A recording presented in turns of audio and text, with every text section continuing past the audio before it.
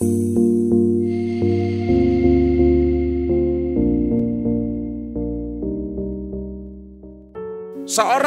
yang akan dijadikan kandidat pelayan dan para pelayan Tuhan yang harus menghidupi komitmen pelayan adalah mereka yang bersedia rela berbagi waktu, akan kehilangan me time-nya, bahkan akan kekurangan family time-nya.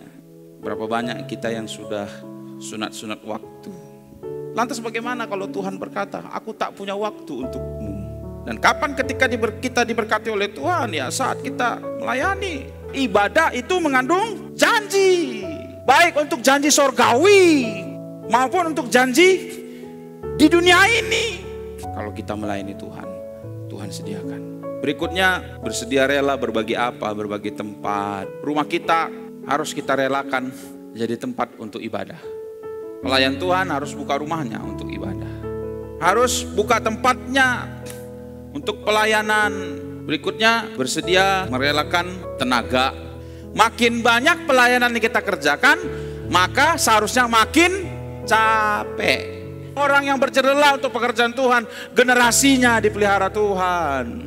Tapi kulihat tenaga yang kuberikan untuk pekerjaan Tuhan, semuanya tidak sia-sia.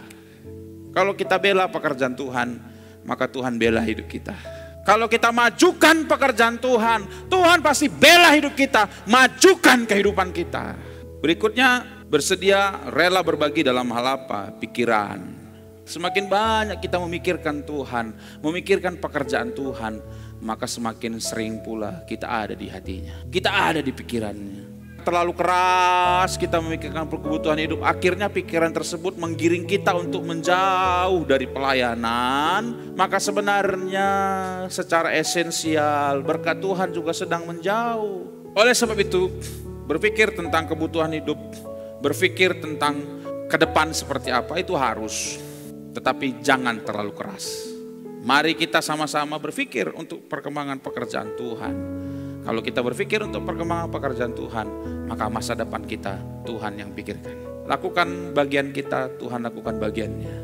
Dan yang terakhir, berbagi materi. Orang-orang yang melayani Tuhan bukanlah orang-orang pelit, harus peramah, jangan pemarah, tetapi harus pemurah. Dan bukankah kemurahan hati adalah bagian dari buah Roh Kudus? Bapak Ibu Saudara kasih dalam nama Tuhan Yesus, banyak orang rela berbagi waktunya, berbagi tenaganya untuk pekerjaan Tuhan, tapi nggak mau berbagi materi. Nah, kalau jadi pelayan Tuhan harus paket lengkap, bukan paket hemat. Kalau kita menabur, kita pasti